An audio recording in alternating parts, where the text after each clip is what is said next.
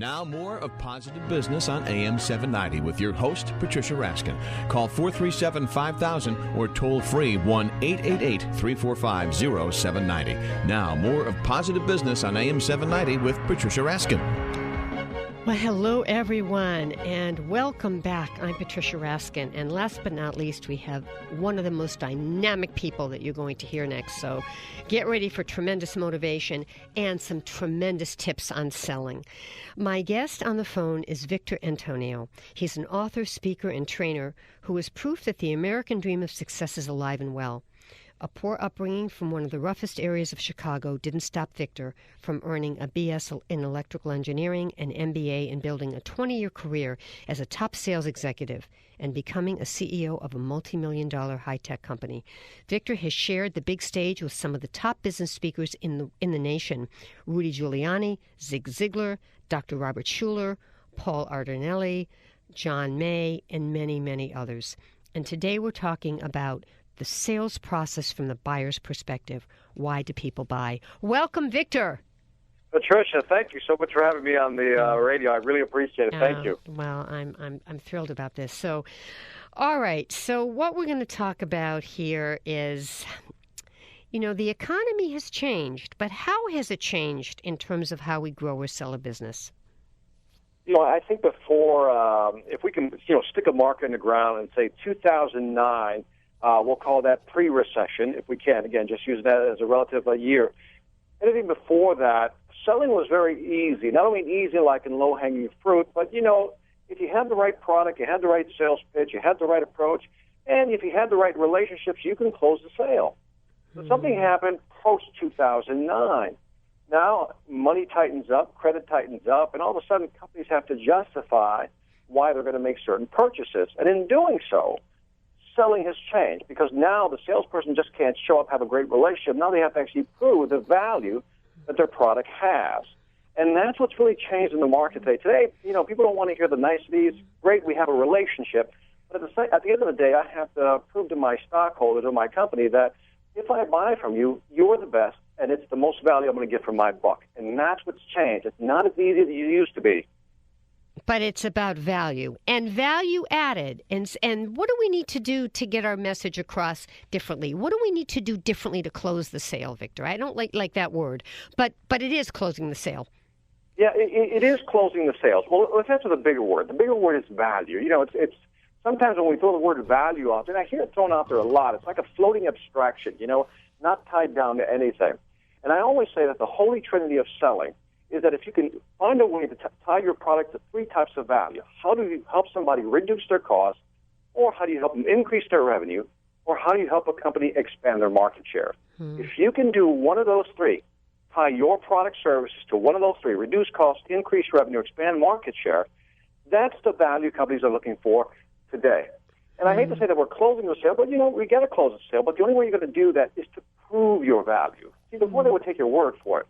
Today you have to prove your value, and that gets back to what has changed in the market. Right. And if you can't prove your value today, you're going to have a hard time selling in the market today as well. So what's the weakest link in the sales process? Where do most people fail? I think a lot of people fail is, first of all, a lot of them don't know their products. That's the big one, right? They don't know their products. They read the spec sheets, maybe know a little bit about the product. But again, when you're talking to a customer, the customer can read the specs. One of the biggest, things that's changed in the market dates back to when the Internet came around. Pre-Internet, you as a salesperson had all the information. You had the big binders. You were the domain specialist, right? You knew that subject matter. But today, the consumer can actually hop on the Internet and actually probably knows more about your product than you do, which means that just showing up and knowing your product is only getting you there. It's not enough anymore just to know your product. The second part is that when I talk to and train a lot of salespeople, I usually ask them the question, what's your sales process? And a lot of them don't have a sales process. They kind of say, well, Patricia, I just go in there, talk to the customer, kind of build that relationship, build some rapport. That's how I close them. And I always say, well, that's fine and dandy, and if it works for you, God bless you. But the problem with that is that if you don't know what's working or why it works when you do close a sale, that means it's not duplicatable. And if you're a manager, I think it's worse because then you can't share that knowledge with the salesperson.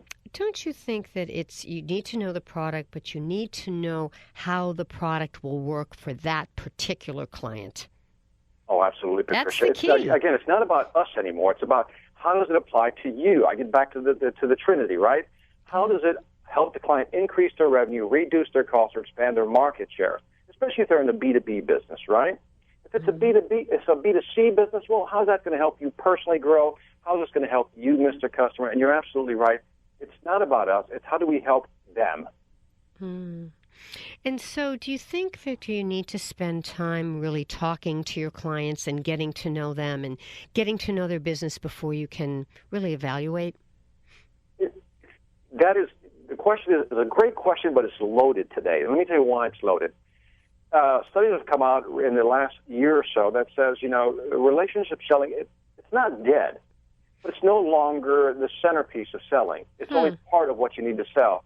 In other words, most people are saying now the relationship is a result of great selling, not the cause of great selling. What do I mean by that? Clients today don't want really a relationship. And I'm not saying they just outright don't want one, but they're looking for the value first.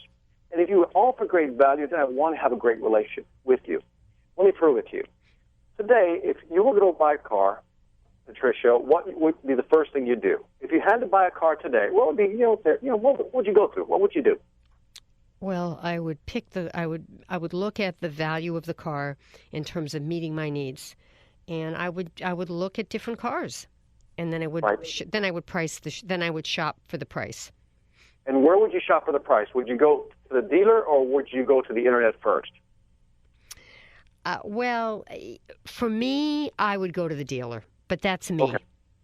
Okay. Well, there's a lot of people, and you're the exception. Most people, what they typically do is they're going to buy a car. Well, let me look at Consumer Report, right? Oh, I would do my research. Yes, I would do my research on the internet. Yes. Okay, we're on the same page. Yeah. So then you would do your research, and you go online, you look at your research, Consumer Report, you compare different features, then you kind of look at the cars, then you look at the price and see what's in your price range, see which fits. And then you know what you look at, the Blue Book value or the invoice value, rather, right? You got to get an idea of what the real value should be, and then you walk on the lot. Right. Well, see, now you've walked onto the lot, armed with information. Yes. The fascinating thing is that if you look at the buying process, not the selling process, how people buy, you are already 50 or 60% into your buying process. Mm-hmm. What do I mean by that? Something already happened that causes you to say, "I need a new car." Second step, now you're thinking about, well, what options are available? Step 2. Step 3, what's right for me? Okay, step 3. Step 4 is, what's my price range? Again, next step. So you're already into the buying process, and then you finally go to the dealer. Well, in the past, we didn't have access to that information, which meant that we'd go to the dealer right from the beginning. Now, here's the key part that ties back to your question. Back in the day, because we didn't know anything, because we didn't have all the information, we could walk onto the lot, and the salesperson would have time to really establish a relationship with you as they educated you about the different options. Yep. And during that process, they would build credibility and rapport, right? Old school selling. The problem today is most people walk on the lot, and they're like, "I know what I want. They're educated already. Here's what I want to pay. Here's what I want," right? Yeah. So they're not looking for a relationship. They're looking for a transaction. And that's what's changed in selling. And so that's one of the biggest shifts that's starting to occur. People are starting to notice right now that most people want a relationship as a result of great selling, not the actual centerpiece of selling. But Victor, if you are building more of a process, in other words, this is a client that you're going to be working with, consulting for. Let's use consulting as an example. So it's a client you might be on retainer with. It's a consulting relationship. So you are working with them on an ongoing basis. Then don't you think it's more important to build the relationship? Oh, absolutely. I think the bigger the sales price, the bigger the price tag of something you're going to buy, the more you want a relationship. It's almost like they're very proportional in that sense. So if it's a small, for example, if you're trying to sell me a $10 watch, I really don't need a relationship with you. Just let me buy the watch. If it doesn't work, I'll just chuck it. But even with the car, though, I mean, afterwards, sometimes we do stay in touch with the person who sold us the car. I mean, but not always. But not always. And I think therein lies the shift. The little tag you put at the end, but not always. Mm-hmm. Where in the past, we would always go back to the same dealer. But then let's look at it from the dealer standpoint. Some people are not staying at their jobs for more than a year or two. Mm-hmm. So that salesperson may not be there, might go to a different dealer selling a different